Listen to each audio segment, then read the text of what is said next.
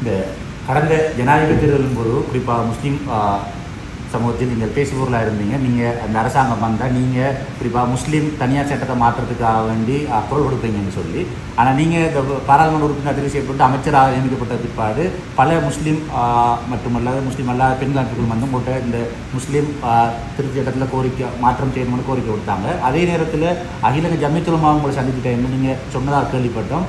அகில இலங்கை ஜம்மியத்துல் உலமாவோட கலந்தாலோசனை இல்லாமல் நாங்கள் இதில் மாற்றம் எதுவும் செய்ய மாட்டோம்னு சொல்லி, அப்படிங்கிற நேரத்தில் இப்போ நீங்கள் இந்த முஸ்லீம் விவாத திட்டத்தில் எப்படியான திருத்தத்தை மேற்கொள்றதுக்கு நடவடிக்கை எடுத்தீங்க என்று சொல்ல முடியுமா? நாங்கள் தனியார் சட்டமன்றத்தில், அதாவது இது ஒரு அதை இந்த நாங்கள் பேரை குறிப்பிடுவதாக இருந்தால் இது நாங்கள் இந்த ஒரு முஸ்லிம் மார்க்க சட்டத்தை மாற்றுவதற்கான எந்த ஒரு நடவடிக்கையும் நாங்கள் எடுக்கிறோம். அப்படி என்ற வகையில் நாங்கள் இருக்கும் வரையில் உண்மையாகவே மாணவர்களுடைய கல்வி உரிமையை பெற்றுக்கொள்வதற்காக தான் அந்த கல்வி உரிமையை உறுதிப்படுத்த வேண்டும் என்பதற்காக வந்து தான் நாங்கள் பேசிக் கொண்டிருக்கின்றோம்.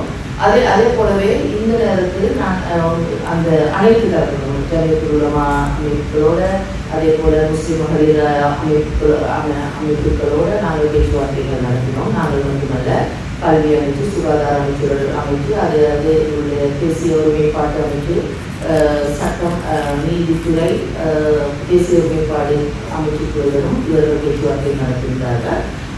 ஆகவே ஒட்டுமொத்தமாக எடுக்கப்படுகின்ற ஒரு தீர்மானமே தவிர சிறுவர் மகளிர் அமைச்சு கூடாக அவ்வாறான சட்ட மூலங்களை பற்றி தீர்மானங்கள் எடுக்க முடியாது. அதை நான் உறுதியாக சொல்ல வேண்டும். எங்களுக்கு எங்களுடைய சிறுவர்களை பற்றி, சிறுவர்களுடைய கல்வி உரிமைகளை பற்றி மாத்திரம்தான் நாங்கள் சொல்லலாம்.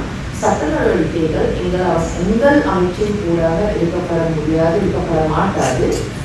ஆகவே அந்த சமுதாயங்களுக்கு இடையில நாங்கள் முக்கியமாக எதிர்பார்க்கின்றது அனைத்து இனங்களுக்கு இடையிலும் இந்த சிறுவர்களுடைய கல்வி உரிமையை உறுதிப்படுத்த வேண்டும் என்பதற்காகத்தான் நாங்கள் அந்த பேச்சுவார்த்தைகள் நடத்துகின்றோம்.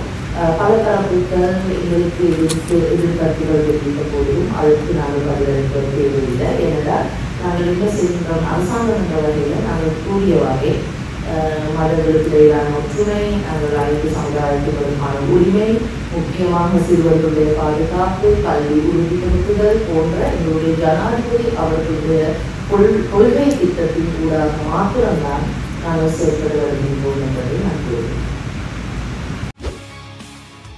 செய்திகளை உடனுக்குடன் தெரிந்து கொள்ள உடனே சப்ஸ்கிரைப் பண்ணுங்க.